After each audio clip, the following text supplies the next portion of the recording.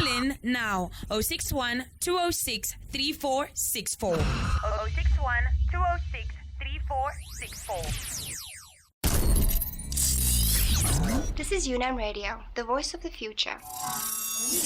The question upon discussion is, should men be exempted from their gender role as providers because the economy is making things difficult? So, just a short break before we get right back into it. What's wrong, man? I'm sure at 50. And he can do a better job at providing than you can. I don't think so, because money is money. Money is not a problem. So, because money is money, but it's like you can't compare monetary value to the love and caring that you can give as a person. But men do not offer love and value the way that a woman does. That's why they should provide. That's the whole reason why that existed in the first place. We need to find balance somewhere. One person cannot provide everything. That's what. So it's not 50. So now I must help you provide, and then on top of helping you to provide for all of us, I must also nurture, and then I must also care for you, for our kids, for your relatives. I am protecting you. Okay, from what? Listen, if a thief were to come in the house, who would fight off the thief?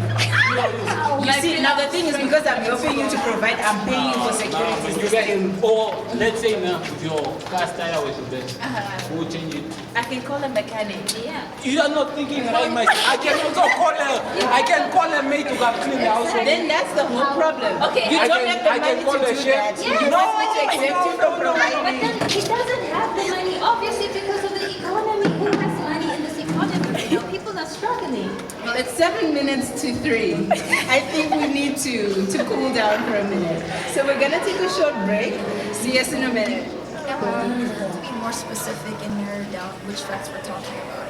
If we're talking about facts within the scientific world or facts within society, like that are based on morality and things like that, they're not always going to be consistent because over time people change their perspectives. Doesn't that then erase the whole aspect of it being a fact? Because if it's a fact, then it must be true from all angles. Well, the thing about truth is sometimes truth is true for that particular period. So truth is not a fact. Yes, I would say truth is not a fact. Unless if you're dealing with something that has to do with evidence. Okay. The way I say it like this, it's way more complex and we have to be nuanced with this conversation. Because if we look at it in like the terms of the law, right? You could have a lawyer that defends their defendant on a particular crime that they have or not have committed, and they could be like acquitted for that crime, and they would be like actual things of like, yeah, this person actually did these bad things, or this person actually participated in this stuff, right? But as like time goes on and more investigation is done, we would find more facts that make this truth more truthful or more full. So I think truth it's way more complex than just this is the truth. I think it depends on context and time, but it is definitely relevant, needed, because it's what gives society stability. Okay, so do you believe in facts? Do you believe that there are facts in the world? I don't really know how to really answer this question because it's like, what exactly do you mean when you ask like, do I believe in facts? Like, what is the point of the belief? What is the yeah? Are you of the opinion that something can be true today, it can be true yesterday, and it can also be true for tomorrow? That I can be Miranda yesterday, Miranda today, and Miranda tomorrow. Is that a fact?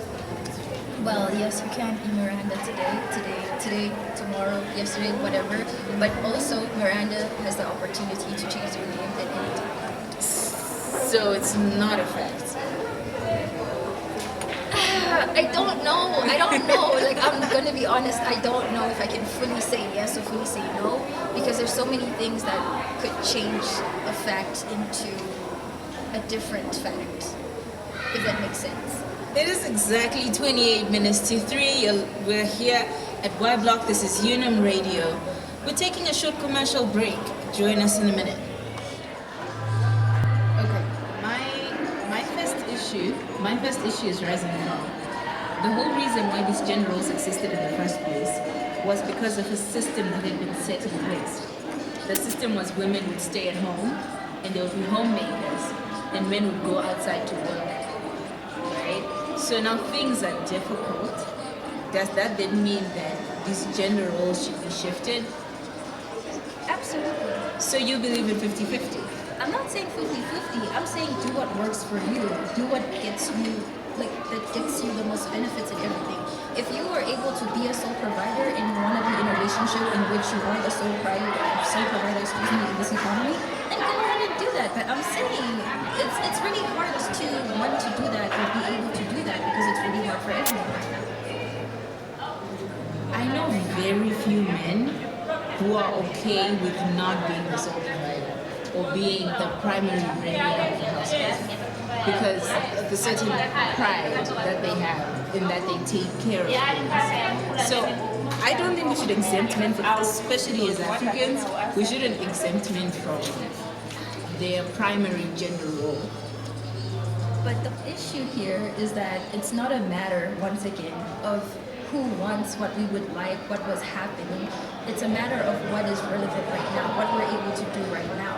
Right now, most people aren't able to provide for themselves. It's difficult to pick. Then don't get into a relationship could help you. Because if you have two incomes coming in, that's cheaper rent for both of us. Okay, but then is this man going to help me with housework? Because that's still my gender role. Well, that would be something that you have to take up with your man. Okay, hear me out, hear me out. I want us to have a fruitful conversation where we understand each other. So, my first issue is there are primary gender roles. I think maybe let's talk about that. If we can agree on that there are primary gender roles in that we expect Sam to be able to provide, Sam to be able to protect, Sam to be able to do 1, 2, 3, and 4. And then we also expect Miranda to be able to cook, Miranda to be able to give birth, Miranda to be able to nurture, and. So if we're saying that Miranda must continue her gender roles and be a homemaker and work, but because things are hard, Sam shouldn't have to work as hard to make sure things meet.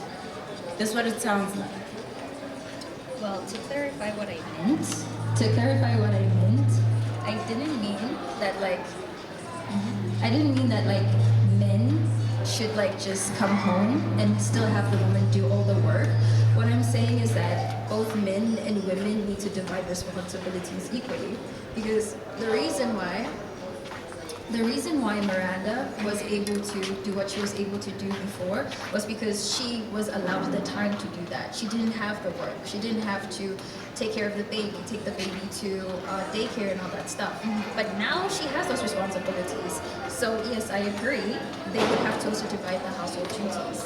The same way that the rent and all other expenses within the household would also have to be divided. So you believe in 50-50? It's not that I don't, it's not that I believe, it's not that I, it's not, it's loud? Okay.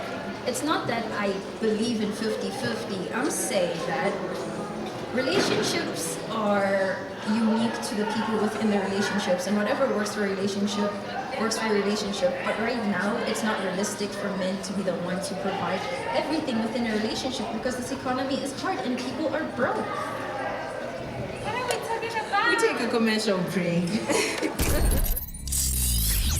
This is UNAMRadio, the voice of the future. 97.4